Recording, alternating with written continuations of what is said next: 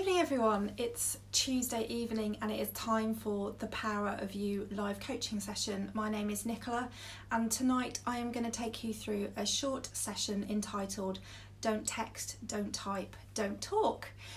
So very much what I'm going to be talking about tonight is when we feel that we're feeling quite frustrated or quite angry and we're very much reacting to situations, and that can lead us to quite emotional or irrational responses that then when we look back on in hindsight later wish that we hadn't had. And so what I want to share with you tonight is some techniques to move away from that, to have a much more connected way of being with people and also with yourself, because I think a lot of the time when this happens we get very frustrated with ourselves. You know, why did I do that? Why did I say that? Why did I retaliate?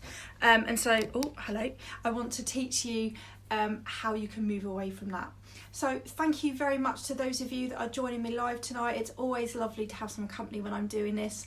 I can see a couple of you watching, so hello to you and thank you for being here.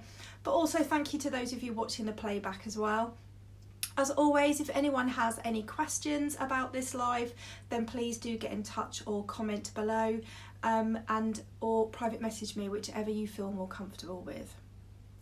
So you know what it's like. You come home after a busy day at work and you're feeling frustrated.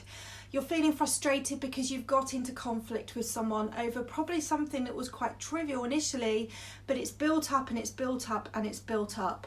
And what's happened now is you're now having quite irrational thoughts. You're very much in your emotional state of your brain and you're not really able to see rationale or perspective of what's going on. Or perhaps you've come home tonight to an email that has really wound you up. Perhaps someone is asking something of you or giving you feedback on something, and again it's made you feel frustrated. But have you responded or reacted to it? How many of you have perhaps really frenziedly typed and hopefully only saved it in draft rather than sent it? Or previously, where have you responded to an email where actually perhaps you should have just stepped away from the desk? So these are the sorts of scenarios that we're going to talk through tonight. And if there are any other particular scenarios that you would like me to help you with, then please drop a comment in the comments below. And hello, welcome to everyone that's just joined me in the last few moments. So let me share something with you. Many of us would consider ourselves to be someone who likes to be in control, who's someone who likes structure, who's someone who likes order, someone that likes to plan and to know what's going to happen. But let me ask you a question. How many of you can totally be in control all of the time? If you're watching with me live, give me a thumbs up if you're in control all of the time, or give me a thumbs down if you feel that sometimes, oh, that's my light falling off, if sometimes you feel that life controls you. So thumbs up if you're in control all the time, thumbs down if you're not, and we'll just see what happens. And thank you to those of you for your honesty as you share what's going on for you. Thank you. Okay. And again, what tends to happen is if we're someone who likes to be in control, we like to be disciplined, we like to have that structure, when that control is taken away from us, that feels gut-wrenching. It's very frustrating. It upsets our world. It really upsets the apple cart of what's going on, and it can leave us feeling like we are literally having a party with our gremlins in our head, in the sense all the inner critic voices start to come out telling you could have tried harder, you could have done it differently, and that potentially then affects anything else that you're doing in that day or that week, because you've got that little niggle in the back that said, well, you didn't manage to sort that thing out, so why should you be able to sort the next thing? So it can be incredibly frustrating. So here's the thing, and thank you to those of you that have just shared that as well. We can't control what happens to us all of the time. No matter how fantastic we think we are, no matter how prepared we are, how organised we are, we cannot control everything that happens to us all of the time. But what we can control is whether we choose to react or respond to those situations and experiences that we do face. And for me, when I realised that was like, whoa, massive light bulb moment. because I now realise I can't be in control of everything, no matter how hard I try. There are some things that are going to throw themselves my way. There are going to be some curveballs out there. I get to choose. We all get to choose. We get to choose how we behave in these situations, how we be in these situations, and what we do in these situations. And that's what potentially gives you back some control, is that, oh my goodness, that light really doesn't want to stay on tonight, does it? Might just leave it off. We get to choose what we do with that. So take a moment and just think about, where recently have you reacted to a situation? By that, for those of you that may not have seen it for a while, when I talk about the brain being like this, spinal cord, reptilian brain, limbic system, which is the emotional part of our brain, cerebral cortex, which comes across, so the thinking cap of the brain, capping across the limbic system. And when the limbic system and the cerebral cortex are working together, this is where we have our cognitive and rationale thought. Our prefrontal cortex here, with mindfulness, the middle finger, which sits just right behind our eyes. And of course, when we react to situations, we throw our toys out our pram, we have a meltdown, we flip our lid, which is where the phrase comes from. And so what I'm asking you is, when you're in those situations, are you reacting? Are you reacting? Are you emotional? Are you saying things you don't mean? Are you, throwing your toys out the pram? Are you deciding you want to give it all up? You can't do it anymore? Or are you responding to the situation? And by that, you're having that cognitive thought process. You're bringing yourself back to the moment, and you're giving yourself back that choice of what you want to do with the situation, rather than being led by the situation that you've been drawn into. And it's very easy when we're highly emotive and that, that flipped lid has happened, to literally be sucked into a situation and think that there is no other alternative way than to feel frustrated or to feel angry, and to potentially say things we don't mean, do things we don't want to do, or be what we don't want to be. But actually, sometimes it is literally about taking that physical step back and just taking a moment to ask yourself what's really going on. What's the truth of the situation that you're facing right now? And so I want to share some questions with you tonight that would be really helpful for you to think about when you're in these situations. And what I will do is I will pop them in the comments after this live as well, so that you've got them, so you could save them if you wanted to. The first one is, are you thriving on anger? I know that might sound a bit random, but sometimes for some of us, we thrive on that situation which throws us into despair or surges that adrenaline. If we've been in situations where we get very frustrated quite quickly and quite often, it almost becomes our default setting. And so we find it much easier, that light really doesn't want to be there, does it? We find it much easier to go back to that place, because we feel like we're equipped to be able to deal with those situations. So are you thriving on anger? Are you almost heading into situations where it feels much easier to be stressed or frustrated all the time? Even, how many of you use that language on a daily basis, perhaps in front of children and people we're with at work, at home, etc. Oh, I feel really stressed today. Actually, do you feel stressed, or is it a word that has just become really quite part of society these days? Is it something that we need to change, because the word is used too often? And actually, we need to name the emotion that's really going on behind the stress as well. So let me know if this is making sense and if you've got any questions so far. So are we thriving on anger, and is that our default setting? So I was listening to a podcast the other day, and it was a really interesting podcast. There was a lot around vulnerability and courage, which you'll know is something very close to my heart. But something really struck a chord with me when I was thinking about what I wanted to talk about today, and the fact that we can't control everything and what happens. And this person said, nature keeps naturing. And I love that phrase. It's so true, right? If I look out the window now, just because I'm not ready to perhaps go and appreciate a flower blossoming today doesn't mean it's not going to happen. It's not going to wait for me. It's not going to wait for me to think, oh, come Saturday, she might be able to sit out there. Yeah, nature keeps naturing. And this is the thing, the world keeps turning. And so we have to move with it. We have to stop resisting things, and we sometimes have to go with the flow. We sometimes have to accept that things won't necessarily go our way, but we can choose what we do with that and what emotion we want to be with when that happens. So nature really is a force beyond what we can resist. We can't control it, so we just run with it. I know for me, I look out into my garden and I think, man, I only just weeded it last weekend and there's already a sneaky couple of weeds come back up. But I can't stop that in a sense. If it's still going to happen, but I can either get really frustrated with it, or I can choose to be with it and to decide how I want to deal with that and when I'm next going to go and pull the weeds up. I know that seems like a very small example, but think about, like I said, perhaps that email that you get that really, really frustrates you. You get to choose what to do with it. That sender has sent you that information. No one has stood next to you saying you've got to reply to that within the next minute. That's your choice whether you do that or not.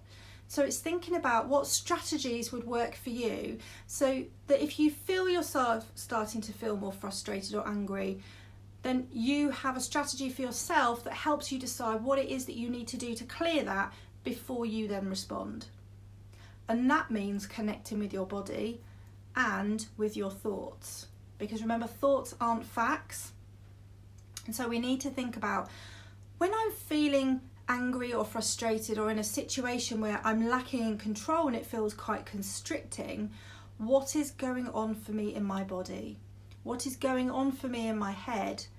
And what is going on for me in terms of my behaviours? So, do you withdraw? Do you get huffy and puffy and slam things around? Do you just go into a frenzied typing activity? Do you start to raise your voice? Do you turn for another cup of coffee? So again, starting to understand what's happening to you when this shows up is really important, because then you can intercept it a lot quicker when it shows up, and you'll be able to intercept it, notice it's there, perhaps even notice what those triggers are and try and change those. So it may not be something you can answer right now, but it's really important that when you're starting to feel that anger and frustration, you really start to notice where that is. And I know for me, it's very much in my chest or in the knot of my stomach. And it's almost about me just taking a moment to feel as if I can dissolve that knot out of my stomach, and literally step away from my desk if it's an email, or put my phone down if it's a text. Because what I've learned to do for myself is, don't react in haste. Don't react in those first 2 minutes when I'm likely to have flipped my lid and got emotional. I need to allow my rational brain to kick in again before I respond.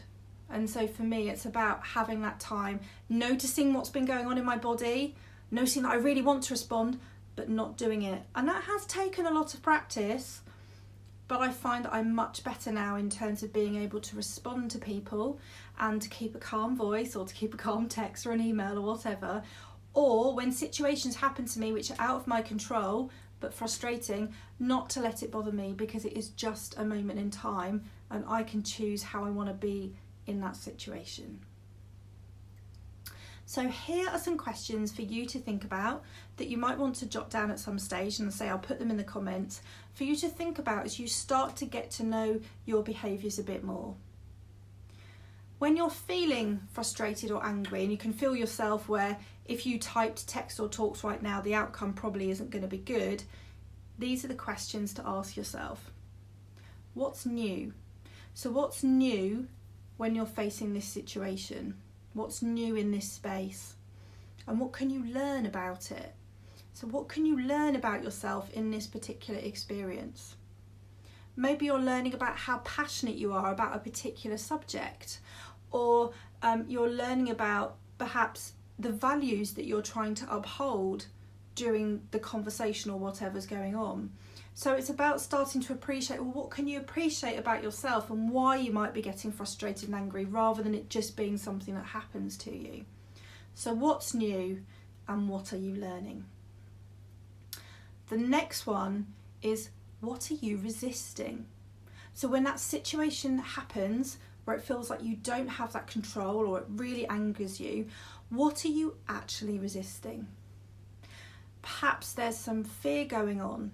Maybe that's why you're getting angry or frustrated. Maybe it's because you feel it's out of your comfort zone, but there may well be something that you're resisting, and being able to explore that would be really helpful for you, especially if you may well have to interact with these people again, or potentially be in the same type of situations again. The next one is, where am I leaning into suffering? Where am I leaning into suffering? And by that again is, where are you taking yourself to that place of frustration or anger when you don't need to? Potentially because it's what you're doing is you've got learnt behaviour from where you've been in that experience or that interaction with that person before. And so you're automatically, getting that back catalogue back out and bringing it forward without even really checking in with what's here right now. How many times have you walked into a room and, sometimes in family events or big meetings, I thought, oh man, that person's here, right, okay, got my guard on now. Or how many times might you, be driving home and there's a massive amount of traffic and thinking, right, that's it, I'm going to be stuck here for at least an hour. We tell ourselves stories. We are great storytellers as humans, but we tell ourselves stories that are thoughts, not facts. And so what we need to do is check in, okay, but what is happening this time? So where might you be leaning into suffering because of previous experience, and actually what's here really right now today? So leaning into the suffering, but reliving that past. We are so good at that. Look at your watch. The time is now, and that's where you need to be, because that's what will give you the answers. And if you're in the now, you're not thinking about the past, you're not trying to be psychic and think about what's going to happen next.